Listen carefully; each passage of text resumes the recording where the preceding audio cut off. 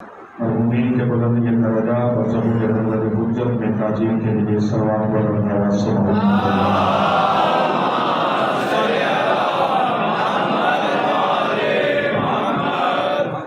گزارش کر رہا ہوں کہ کائنات کے اس شہنشاہ کی آمد کا جشن ہے کہ جو اندلیب پاکس توحید ہے، خاور آسمان ہدایت ہے، والی ملک ولایت ہے، سلطان سلطنت رسالت ہے، تاجدار ختم نبوت ہے، ٹیچر سکول الہی ہے۔ جتنے میرے عزیز سوشل میڈیا استعمال کرنے والے ہیں وہ ذرا غور فرمائیں کہ مجھے آج کے اس میلاد میں صرف میلاد نہیں پڑھنا ہے، بہت سارے مفتیوں کے فتووں کا قرآن کی روشنی میں جواب دینا ہے۔ اور ہمارے تعداد کی کمی بھی نہیں جائیے گا، بس جتنے ہیں بس اتنے مخلص ہو کے بیٹھو۔ کیا گزارش کر رہا ہوں کہ جو والی ملک کی ولایت ہے، تاجدار ختم نبوت ہے، امام الانبیاء ہے، ختم المرسلین ہے، ٹیچر سکول الہی ہے۔ میرے لفظ کی گہرائی کو کرنے کی کوشش کرنا میرے عزیزوں، وضاحت کا وقت نہیں ہے، کیونکہ جو پیغام میرے عزیزوں نے مجھے دیا مجھے اسی دورانیے کے اندر اپنی گفتگو کو کسی نتیجے تک لے جانا ہے۔ ٹیچر سکول الہی ہے، معانی لا الہ الا اللہ ہے، جس کی آمد نجات من اللہ ہے، اپنے وجود میں رحمت للعالمین ہے، سراج منیر ہے، شاہد و شہید ہے۔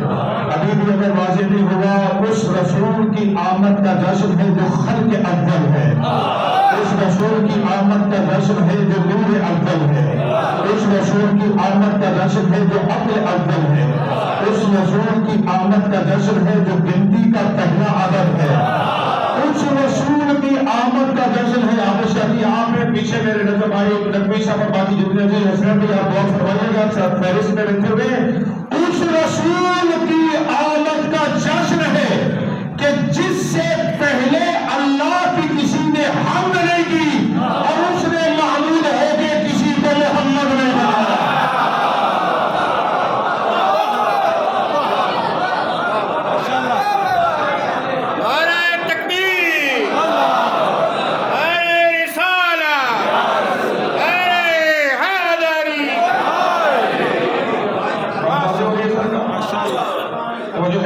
اس رسول کی آمد کا جشن ہے جو خلق اول ہے، جو عشق اول ہے، جو کرم اول ہے، جو صنعت اول ہے۔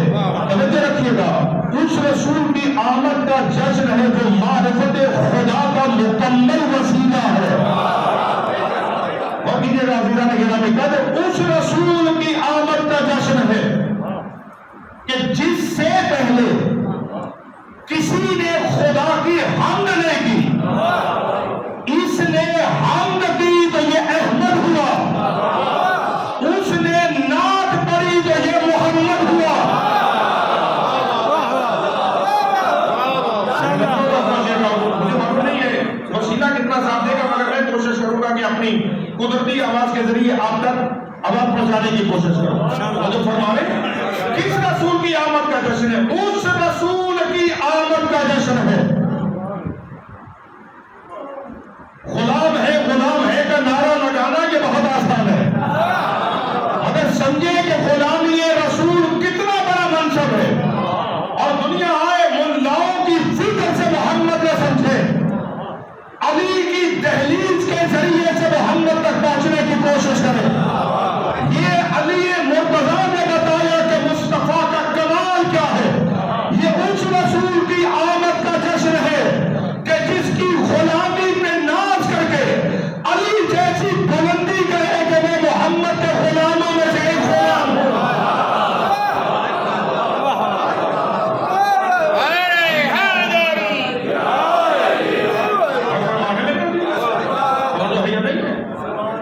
حسن یوسف ید بیضا دم عیسیٰ داری، حسن یوسف ید بیضا دم عیسیٰ داری، اونچے ہمیں خوبادارم تو تنہا داری. حضرت اقبال فرماتے ہیں یوسف کا حسن، حضرت موسیٰ علیہ السلام کا سفید ہاتھ، حضرت عیسیٰ علیہ السلام کا مردوں کو زندہ کرنا وہ سارے انبیاء ایک ایک خوبی رکھتے تھے. تیرا کمال یہ ہے کہ تو ساری خوبیاں رکھتا ہے.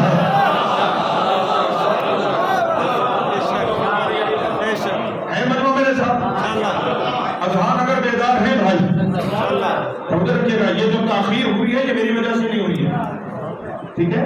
یہ تاخیر آپ کی اپنا جو بھی سسٹم تھا نظام تو اس کے تحت ہے، مگر میں چاہ رہا ہوں کہ جیسے اسی کمال کی منزل تک جا رہا ہے. جتنے اوصاف 1,23,999 انبیاء کے پاس تھے وہ تمام کے تمام اوصاف اکیلے مصطفیٰ کے پاس ہیں. بہت دیجیے گا. اب یہاں رک کر ایک جملہ میں آپ کی سماعتوں کے لیے اور ہدیہ کرنے درس کے دینے کو آگے بڑھ رہے ہیں. ابھی کو حسن کی بنیاد پر جو محبوب زلیخا تھے اسے یوسف کہتے ہیں، اور جو عشق کی منزل میں محبوب خدا تھے اسے مصطفیٰ کہتے ہیں. یہی وجہ ہے عزیزان گرامی قدر نعتیں صرف ہم نہیں پڑھتے، ثنا مصطفیٰ کی صرف ہم نہیں کرتے. مجمع اگر بیدار ہے عزیزان گرامی تو میں بہر تحقیق میں وہ تجن ہونا چاہ رہا ہوں. اجازت دے رہے ہیں اگر آپ؟ نعتیں صرف ہم نہیں پڑھتے، ثنا صرف مصطفیٰ کی ہم نہیں کرتے. اگر تو سرکار رسول اعظم کی نعت پڑھنا بدعت ہے، اگر ذکر مصطفیٰ کی محافل کا منعقد کرنا شرک ہے، تو پھر پہلا فتویٰ خدا پہ لگائیے کہ اللہ نے قرآن میں 105 مقامات میں محمد کی نعت پڑھی ہے.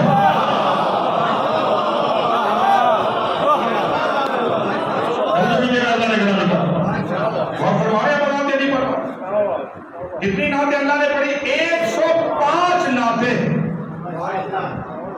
خود خالق لم یزل نے سرکار مصطفیٰ کی، میں نے اس لیے کیا تھا کہ میں صحیح انداز سے میلاد نہیں پڑھنا چاہ رہا ہوں.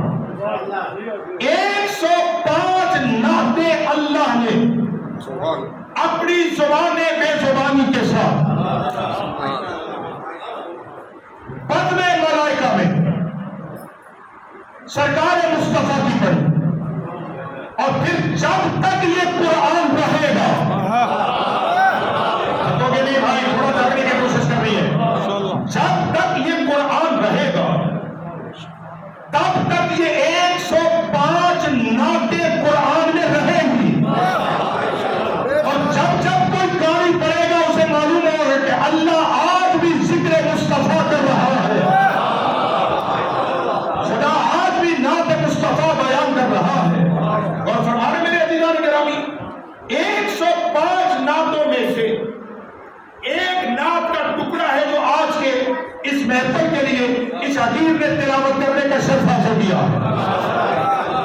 جس میں خالق لم یزل اپنے حبیب کی، اپنے محبوب کی، اپنے طٰہٰ کی، اپنے یاسین کی، اپنے مزمل و مدثر کی، والشمس والضحاہا کی، والضحیٰ واللیل اذا سجا کے مصداق کی، نور والقلم کے اہل کی، والنجم کے مصداق کی،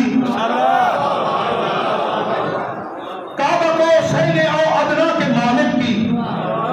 خود نعت پڑھ رہا ہے. میرے ساتھ بول رہا ہوں، آپ تھوڑا سا احسان نہیں فرماتے. 105 نعتوں میں سے میں نے آپ کی خدمت میں اس نعت کا ٹکڑا گزارش کیا ہے جو نعت اللہ نے سورہ المائدہ میں پڑھی ہے. خدا فرمایا قد جاءکم من اللہ نور و کتاب مبین. تحقیق بھیجنے والے نے نور ہوتے ہوئے، منور نور ہوتے ہوئے نور علی نور ہوتے ہوئے تمہاری جانب محمد کو نور بنا کے بھیجا. اور فرمایا قد جاءکم من اللہ نور و کتاب مبین. اللہ کی جانب سے آیا تمہارے پاس ایک نور آیا، ایک کتاب مبین آئی. غور کیجیے گا، جاءکم من اللہ نور و کتاب مبین. اللہ کی طرف سے تمہارے پاس ایک نور آیا، ایک کتاب مبین آئی. کتاب بعد میں آئی، نور پہلے آیا. اللہ اکبر. نور پہلے آیا، کتاب بعد میں. آج کی مجلس میں کتاب پہ بولنا نہیں چاہ رہا ہوں، بحث کس پہ ہے کہ وہ جو نور آیا وہ نور کیا تھا. قد جاءکم من اللہ نور، اللہ کی جانب سے تحقیق تمہارے پاس ایک نور آیا. مذہب جعفریہ اور مذہب اہل تسنن یعنی بریلوی حضرات اور شیعہ اثنا عشریہ وہ سرکار مصطفیٰ کو سراپا نور مانتے ہیں. فرما رہے یا نہیں فرما رہے؟ شیعہ حضرات اور اہل تسنن یہ دونوں رسول گرامی قدر کو سر سے لے کے پاؤں تک ایک وجود نور مانتے ہیں. بلکہ میں اس سے بھی بڑھ کے تمہیں کہنا چاہ رہا ہوں، ہم صرف نبی کو نور نہیں مانتے بلکہ ہم یہ کہتے ہیں کہ نور بھی نور بنا ہے محمد کے صدقے میں. اللہ اکبر. اور فرمانے کا نہیں فرمانے، نور بھی نور بنا ہے سرکار مصطفیٰ کے صدقے میں. کیونکہ اللہ نے سب سے پہلے جسے خلق کیا وہ کل بھی نور محمد تھا، وہ آج بھی نور محمد ہے. آج کسی مولانا کا 12 ربیع الاول کی مناسبت سے کسی کلپ کو ریکارڈ کرواتے ہوئے یہ جملے ارشاد فرمانے، میں نے بار بار عرض کر رہا ہوں کہ جو سوشل میڈیا دیکھنے والے حضرات ہیں وہ ذرا غور کریں گے اور یہ کلپ آپ کو شاید یوٹیوب پہ یا فیس بک وغیرہ پہ مل بھی جائے. نبی صاحب ہے، باقی میرے جتنے عزیز ان چیزوں کا شگف رکھتے ہوئے ذرا غور کریں. آپ مولانا توصیف صاحب کا 12 ربیع الاول کا خطاب کرتے ہوئے یہ جملے ارشاد فرمانے کہ نبی ایک بشر ہے. یہاں جو قد جاءکم من اللہ نور ہے، یہاں نور سے مراد وجود مصطفیٰ نہیں بلکہ یہاں سے مراد نور علم ہے. اللہ علم کو نور کہہ رہا ہے. نبی تو ایک بشر ہے، لہذا یہ جو شیعہ حضرات یا سنی حضرات نبی کو نور مانتے چلے آ رہے ہیں یہ درست نہیں ہے. وہ فرمانے کہ نور سے مراد نور سے مراد علم ہے. مولانا تمہارے عقیدے کا تو مجھے نہیں پتا مگر میں جواباً یہ کہہ رہا ہوں کہ حد ہو گئی ہے عقیدے کی بستی کی کہ علم کو نور مانتے ہو اور جو نبی میں تو علم ہے. پیچھے لگے کمال ہوگی کہ میں اعتراض کا جواب دینے جا رہا ہوں. توجہ جس کی خاطر مجھے توجہ چاہیے ہوگی، اب نعرے نہ لگے مگر ساتھ رہیے گا، ساتھ نہ چھوڑیے گا. آپ علم کو نور مان رہے ہیں، علم نور ہے اور میرا محمد مدینہ تو علم ہے. یعنی وہ علم نہیں ہے جو محمد کی تحریر میں نہیں ہے، جو محمد کے دامن سے متمسک نہیں، اسے علم نہیں کہا جا سکتا. آپ کا یہ فرمانا کہ یہ یہاں مراد نور سے مراد علم ہے. شیعہ سنی دونوں کتابوں میں یہ درج ہے کہ رسول گرامی قدر نے خود فرمایا انا مدینۃ العلم وعلی بابها، میں علم کا شہر ہوں، علی اس کا دروازہ ہے. تو جس شہر کے دروازے کو علی کہتے ہو، خدا جانے کہ اس مدینۃ العلم کا مقام کیا ہوگا. ایک جملہ یہ لکھا بخاری صاحب کہ یہاں نور سے مراد علم ہے. اور فرمانے کی ایک جواب کیا، نور سے مراد علم ہے. اگر علم سے مراد نور سے مراد علم ہے تو مصطفیٰ مدینۃ العلم ہے. دوسرا وہ فرماتے کہ یہاں نبی صاحب نور سے مراد نور وحی ہے. وحی کا نازل ہونا یہ نور ہے. اگر وحی کا نزول نور ہے تو جس مقدس دل پہ اللہ وحی نازل کرتا رہا ہے، تھوڑا سا دینے کی کوشش کرو بھائی. نزل بہ الروح الامین علی قلبک لتکون للعالمین نذیرا. ہم نے یہ قرآن جبریل امین کے ذریعے تیرے مقدس دل پہ اتارا. تو وہی قرآن ہے. وہی اگر وہی نور ہے تو مصطفیٰ منزل وحی ہے. کیسے ممکن ہے کہ اللہ کسی بشر پر نور کو نازل کرتا رہا؟ تیسرا جملہ وہ فرماتے نور سے مراد یہاں مقام کعبہ کا حسین ادنا ہے. اللہ اکبر. نور سے مراد مقام کعبہ کا حسین ادنا ہے. مولانا اگر نور سے مراد کعبہ کا حسین ادنا ہے تو پھر محمد کون ہے؟ جب شب معراج عرش کا عرش کو معراج کرانے کے لیے شب معراج عرش کا عرش کو معراج کرانے کے لیے جب عرش پر پہنچا تو کعبہ کا حسین ادنا محمد کی جوتیوں کے نیچے تھا.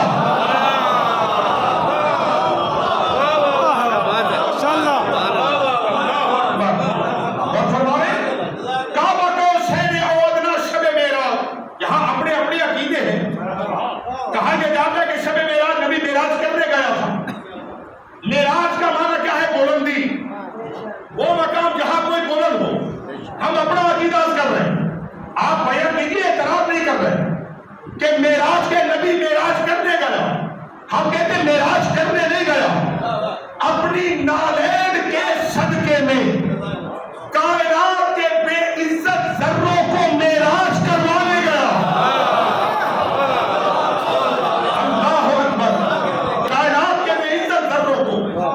مصطفیٰ معراج کرانے کے لیے گیا. تو شب معراج کعبہ کا حسین ادنا جسے مولانا آپ نور کہہ رہے، یہ مقام نور محمد کی جوتیوں کے نیچے تھا.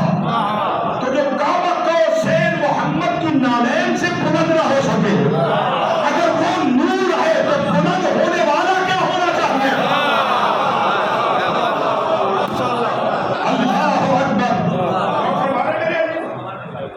شب معراج عرش کا عرش جب مقام کعبہ کا حسین ادنا پہ پہنچا. اب جملہ توجہ دیجیے گا. مقام کعبہ کا حسین ادنا پہ پہنچا تو مقام سدرہ پر جو ہم سفر ہے وہ رکا. جبریل رکا. اللہ کرے میری بات واضح ہو. جبریل رکا.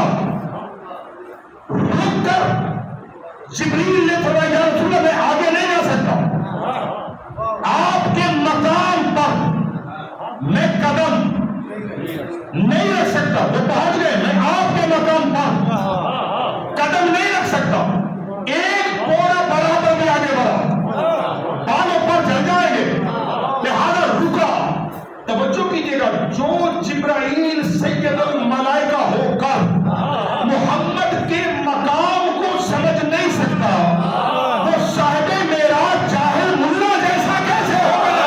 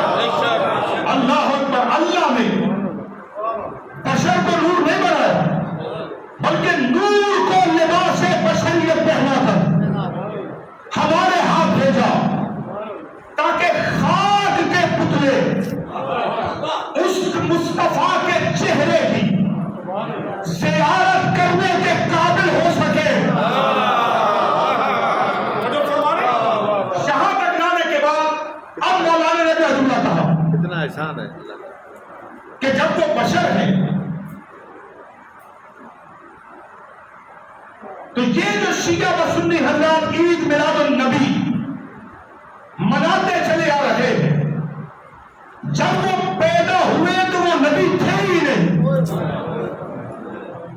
اللہ اکبر، ذرا غور کیجیے گا۔ جب وہ پیدا ہوئے یکم عام الفیل 12 ربیع الاول کو جب وہ حضرت آمنہ کے آغوش میں تشریف لائے تو علامہ توصیف صاحب یہ فرماتے ہیں کہ وہ نبی نہیں تھے۔ ہے میرے ساتھ وہ نبی، اب داد نہ دیں مگر یہ جواب چونکہ ریکارڈ کروانا لازمی چیز ہے، اس لیے آپ داد نہ دیں مگر ساتھ رہنے کی کوشش کیجیے گا۔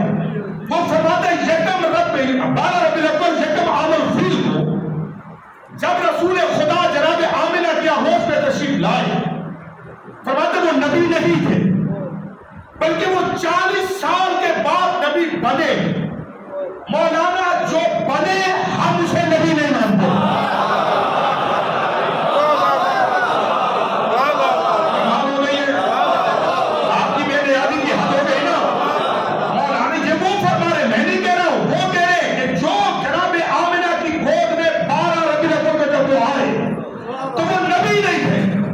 جب وہ نبی نہیں تھے تو پھر میلاد النبی کا جلسہ کیسا؟ ہاں جو نبی بننے کا قائل ہے وہ جلسہ نہ بنائے، مگر ہم تو نبی بننے کے قائل نہیں، ہم تو کہہ رہے وقت نہ تھا وہ نبی تھا۔ ابھی وقت نہیں تھا جب وہ نبی تھا، اور ہمارے ابھی وقت نہ تھا، ابھی آدم کے دم میں دم نہ تھا جب مصطفیٰ نبی تھے، ابھی کلیوں نے آنکھ نہ کھولی تھی جب وہ نبی تھا، ابھی کائنات میں سورج اور چاند کا وجود نہ تھا جب وہ نبی تھا۔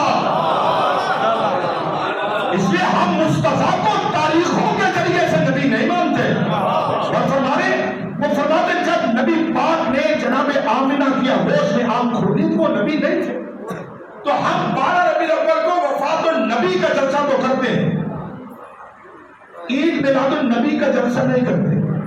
نہیں مولانا، مجبوری یہ نہیں ہے، عید میلاد النبی کا جلسہ نہ کرنے میں مجبوری کچھ اور ہے۔ اس لیے کہ اگر عید میلاد النبی کا جلسہ کرو گے